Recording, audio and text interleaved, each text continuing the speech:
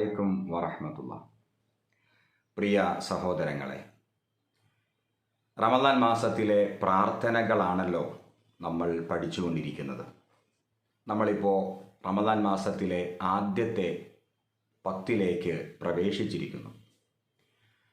ആദ്യത്തെ 10 കാരുണ്യത്തിൻ്റെ 10 എന്ന് നബി സല്ലല്ലാഹു അലൈഹി വസല്ലമ നമ്മെ പഠിപ്പിച്ചിരിക്കുന്നു.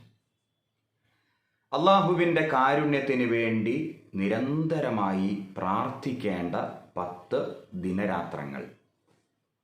ഈ 10 ദിനരാത്രങ്ങൾ മാത്രം അള്ളാഹുവിൻ്റെ കാരുണ്യത്തിന് വേണ്ടി പ്രാർത്ഥിച്ചാൽ പോരാ, എപ്പോഴും പ്രാർത്ഥിക്കേണ്ടതാണ്. പക്ഷേ പ്രധാനപ്പെട്ട റമദാൻ മാസത്തിലെ ദിനരാത്രങ്ങൾ എന്ന സവിശേഷതയാണ് ഈ ആദ്യത്തെ 10 ദിവസങ്ങൾക്ക് ഉള്ളത്.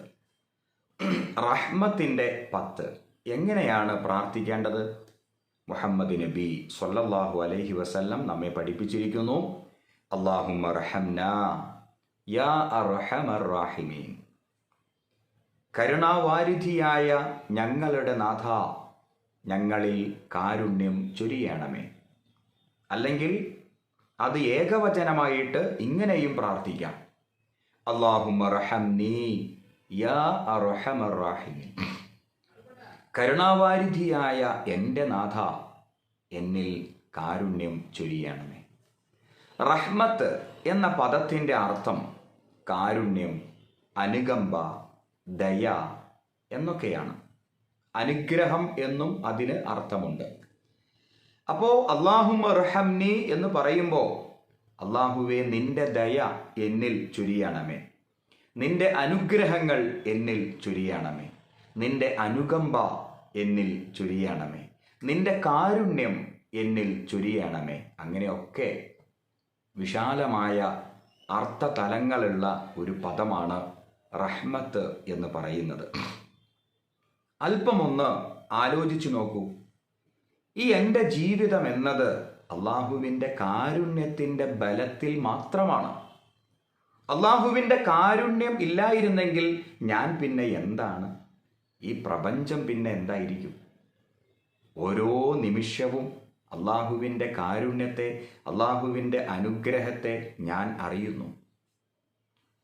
കാരുണ്യത്തിന് വേണ്ടി പ്രാർത്ഥിച്ചാൽ മാത്രം മതിയോ? ഞാൻ കഴിഞ്ഞ ക്ലാസ്സിലൊക്കെ പറഞ്ഞ പോലെ പ്രാർത്ഥന കൊണ്ട് മാത്രം പടച്ചവൻ്റെ കാരുണ്യം നമുക്ക് ലഭിക്കുമോ? ഒരിക്കലുമില്ല. പിന്നെ എങ്ങനെയാണ്? മുഹമ്മദ് നബി സ്വല്ലല്ലാഹു അലൈഹി വസല്ലം പറഞ്ഞു, നിങ്ങൾ ഭൂമിയിൽ ഉള്ളവരോട് കരുണ കാണിക്കൂ, ആകാശത്തുള്ളവൻ നിങ്ങളോടും കരുണ കാണിക്കും. എന്താണ് ഈ പറഞ്ഞതിൻ്റെ അർത്ഥം? അള്ളാഹുവിൻ്റെ കാരുണ്യം എനിക്ക് ലഭിക്കണമെങ്കിൽ കരുണാർദ്രമായ ഒരു ഹൃദയമുള്ള, അനുകമ്പയുള്ള, ദയയുള്ള, വിട്ടുവീഴ്ചയുള്ള ഒരു ഹൃദയത്തിൻ്റെ ഉടമയായിട്ട് എനിക്ക് മാറാൻ സാധിക്കണം. നമുക്കറിയാം, നാം ജീവിച്ചുകൊണ്ടിരിക്കുന്ന ഈ ലോകം കരുണ വറ്റിയ ലോകമാണ്. ക്രൂരതയാണ് എവിടെയും. സ്നേഹം കാണുവാൻ പോലും കഴിയുന്നില്ല. ആർദ്രത മരിച്ചുപോയോ? നമ്മൾ സംശയിച്ചു കൊണ്ടിരിക്കുന്നു. അനുകമ്പയില്ല. അവിടെയാണ് ഒരു ചെറിയ വെളിച്ചം പോലെ സ്നേഹത്തിൻ്റെ, ദയയുടെ, അനുകമ്പയുടെ, ആർദ്രതയുടെ, കാരുണ്യത്തിൻ്റെ ജീവിക്കുന്ന മാതൃകകളായിട്ട് നമ്മളാകുന്ന സത്യവിശ്വാസികൾക്ക് മാറാൻ സാധിക്കുന്നത്. ഈ ഒരു മാറ്റം നമ്മളിൽ ഉണ്ടാകുമ്പോഴാണ് അള്ളാഹുവിൻ്റെ കാരുണ്യം കൂടുതലായി നമുക്ക് ലഭിക്കുക.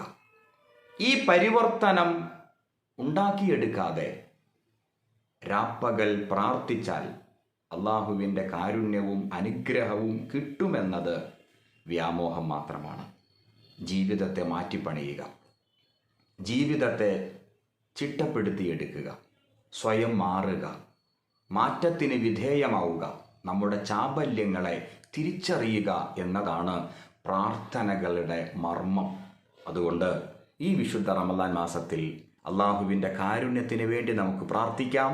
അതോടൊപ്പം ആർദ്രതയുള്ള, കരുണയുള്ള ഹൃദയത്തിൻ്റെ വക്താക്കളായി മാറുകയും ചെയ്യാം. അള്ളാഹു അനുഗ്രഹിക്കുമാറാകട്ടെ. അസ്സലാമു അലൈക്കും വറഹ്മത്തുള്ളാഹി.